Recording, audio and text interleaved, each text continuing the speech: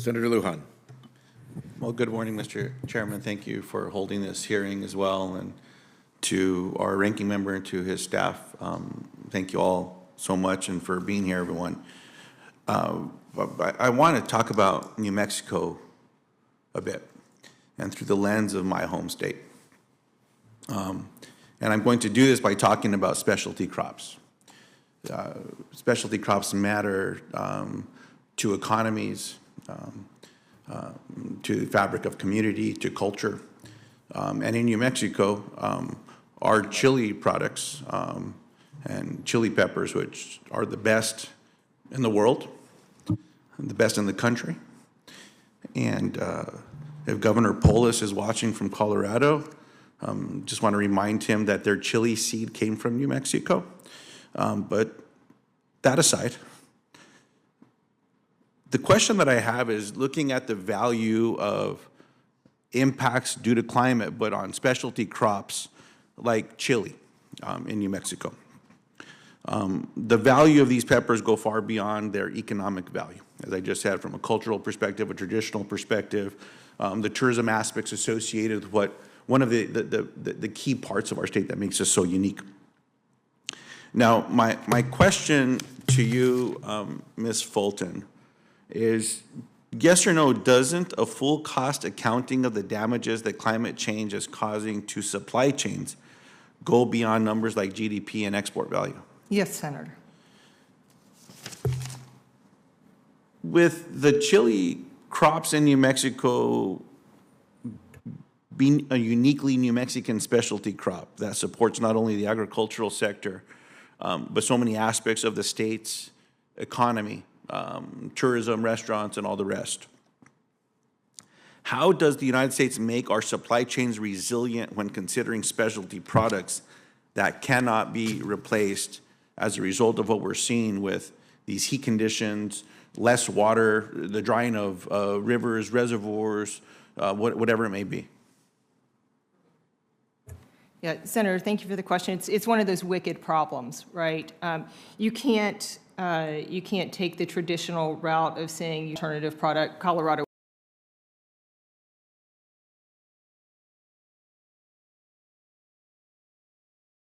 aside, an option, right? So in the scenario you present, really getting to any useful solution is going to require innovation, collaborative problem solving from whole community. It's collective action. It's convening to talk about challenges from multiple perspectives. It can't just be farmers. It has to include supply chain professionals. It has to include others, climatologists. It has to include the whole community. It has to bring everyone to the table, again, to talk about these types of wicked problems. Now, your testimony focused on how climate-driven extreme weather events impact supply chains. Unfortunately, in northern New Mexico, where we are working to recover from what was a horrific record-setting fire, fire that spread faster than anyone could predict. The Hermit's Peak wildfire last year is the largest in our state's history and devastated local economies. And I don't know that people will ever be able to fully recover. With the support of my colleagues, we were able to secure a significant fund in disaster aid specific for these families because of how this fire got started. We were able to earn that support. Now, one of the concerns that I have is more than a year later, communities are still working to receive the aid to rebuild and recover. I don't know that FEMA is expeditious in the work that needs to be done with getting this funding out into communities. Now, the reason I say that is without timely distribution of recovery aid, people and businesses may have to make other choices, such as relocating or not reopening for a business.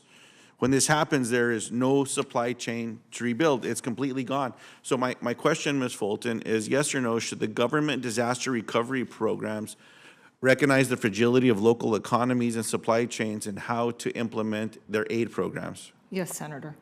And how should the government change its disaster response programs to recognize the importance of rapidly rebuilding damaged supply claims? Yeah, so the best way to support communities after disasters by supporting the restoration of those local supply chains. Without your supply chain, there is no economy.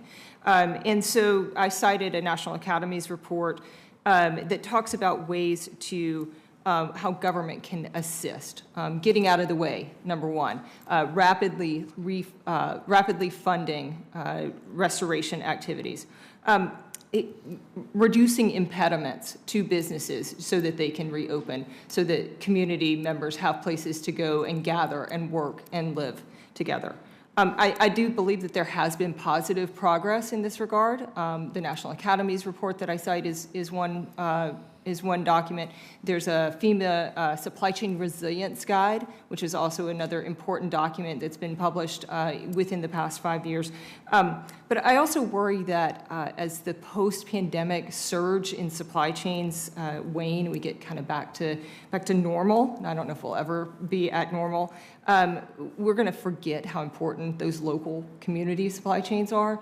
And so I just want to emphasize, like, those sustained investments, without them, we're not going to be able to nourish and hydrate, provide medical care and shelter the people in our communities. So thinking about supply chain resilience locally and broadly. I appreciate that, Mr. Chairman. I just some other questions. I'll submit them into the record. And I do want to highlight Ms. Fulton's testimony surrounding the devastation in communities, especially the work that she's done in the area of hurricanes.